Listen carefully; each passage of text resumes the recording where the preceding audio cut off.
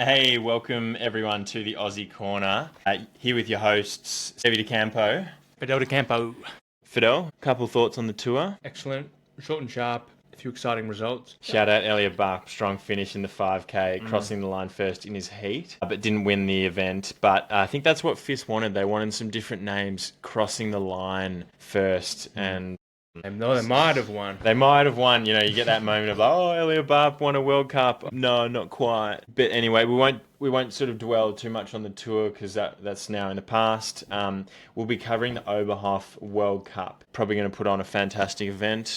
Skiing looks really good there. Fidel, have you ever been to Oberhof? Never. I only, maybe 2-3 years ago, learned that it's not part of the Alps, just in the middle of Germany. Yeah, central, so all the Germans can come and watch. So we got a classic skate sprint and a 10K classic. Just spoke to James Matthew Clunier, the head CEO of Skiers Problems, so he's flying down. He's very excited. He just did an hour and a half session with the Akadali sponsors, teaching them how to ski. Apparently they were Jimmy was not up for like doing some sponsor work and actually like giving back to the sponsors. He kind of just went off and did his own set. Yeah, you did a good impersonation. You got a bit frustrated teaching the people that couldn't ski, basically. He said, "Me." Maybe enroll in the ski school. Now we're going to dive into predictions for Oberhof.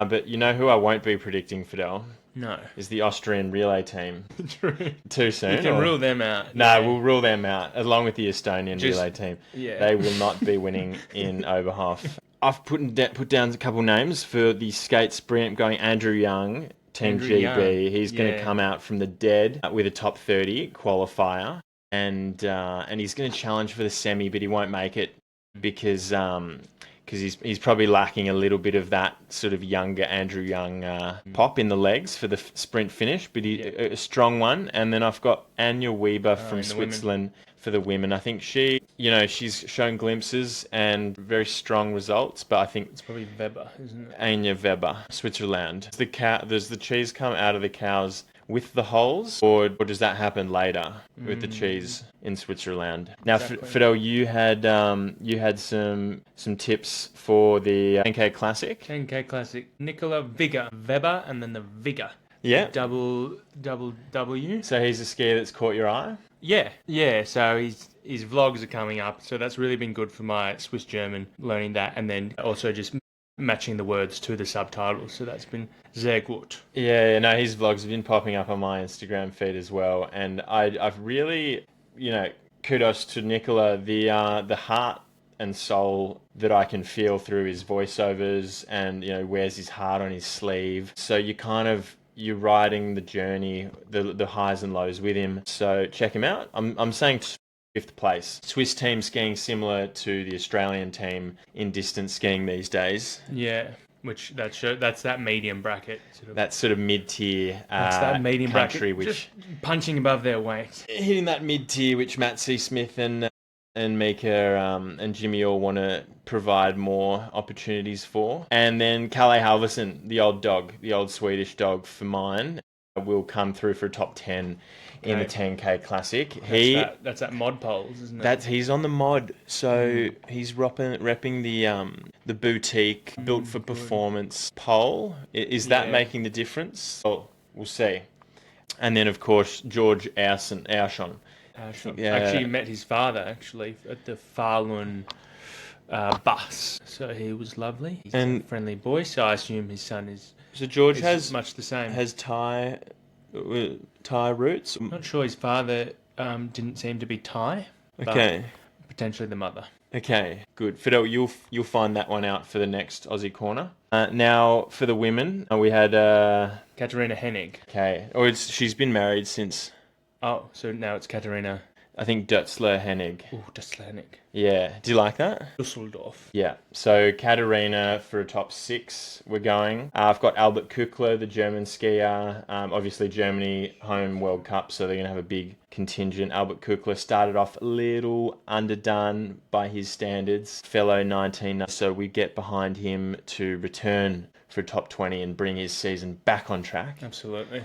And then, of course, the shining hope for German skiing, Frederick Mock. I do not know what DSV did to him over summer. Oh, was it that bad, was it? Well, he just hasn't been up to his heights of the past couple seasons. So, I mean, we back him in, but it's getting to the point where it's like, you can't undo what you did in summer. That's what you say. Skiers are made in summer. Yeah, I wish him all the best then. Wish him all the best. We back him in, but we're a little bit, Then we want to see the Italian women starting to kick into gear this weekend. So we've got Martina Di Pinta. There's a couple of Zorzi children running around World Cup these days. Italian Olympics coming up. We want to see the women. I think the women could be a story to watch for the Olympics. And you've sort of done a bit of time in Italy, sort of on the ground.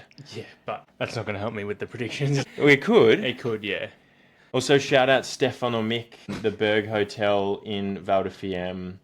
If you're looking for accommodation for the Olympics, send them a message. I think it's 4.5 stars. And Stefano, he's that Italian, chiseled, and it's sort of everything you want in an Italian holiday experience in the mountains. And then finally, we've got the Swedish Cup in Falun happened last weekend. Jonas Sundling and Linn Svan making the rest of the field look like some sort of playground. Playground. I thought they were exceptional, and the others are just not on their level, maybe. Okay, but they're like level Tiggy. Yeah. Yeah, Tiggy. But so Sundling won the 10K there by a minute and 11 seconds. Going to be interesting to see how she goes on World Cup now. And she also her and Linn Svan dominated in the sprint there at Swedish Cup. So I would almost say Sundling can go podium both days. I've said it. I've said it. She's going to podium both days. Wow. Yeah. Because I would have loved to see that GB relay team come in for a big sport as emotion. I would have loved to see the King of Trondheim head out on his sleeve, 3 Red Bulls deep for his country, and Jimmy out sprint the Finnish skier to bring him into 9th place. That would have been stunning. Anyway, something to work towards. Can't be all perfect. You were anchor leg of the Australian relay team at Trondheim World Championships. And can I tell you, that's probably the peak of my career so far, was coming in round the last bend. What did you do to the crowd? Revving up the crowd, and then cruising in the finish line and just giving the boys like the old time. We've done it, like we did it. I guess we'll have to Falun 2027. Falun 2027, we'll be there.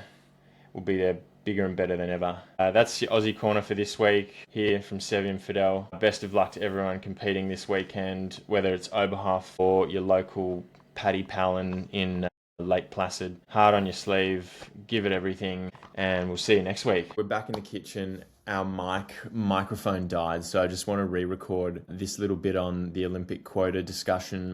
If you've got no idea about the Olympic quota discussion, check out the last episode of Serious Problems with Matt C. Smith. I don't want to share too much because there's already a ton of comments and opinions going around. But if I do drop my 2 cents, the Aussie Corner 2 cents, it is the Olympics is different to World Cup. You've got competitive integrity, but you also have that additional element of opportunity and diversity and showcasing the talent and hard work from around the world and bringing the world together in that sense. But you should always have sporting excellence in mind when you're when we're looking at Olympic quotas. And I think this time round, a little bit of the competitive integrity was compromised by only having 10 relays, highlighted by Austria and GB not having a relay, as Mika and Jimmy have spoken already a bit on. I also think that they would have done really well. I mean, you saw Jimmy out sprint the Lauri Vuorinen in Trondheim World Champs, which was pretty cool. And yeah, Relay Day is a really special day. It was unforgettable for the Australian team in Trondheim at the World Champs, and it's no doubt inspiring for a nation seeing your country line up on the start line at an Olympics.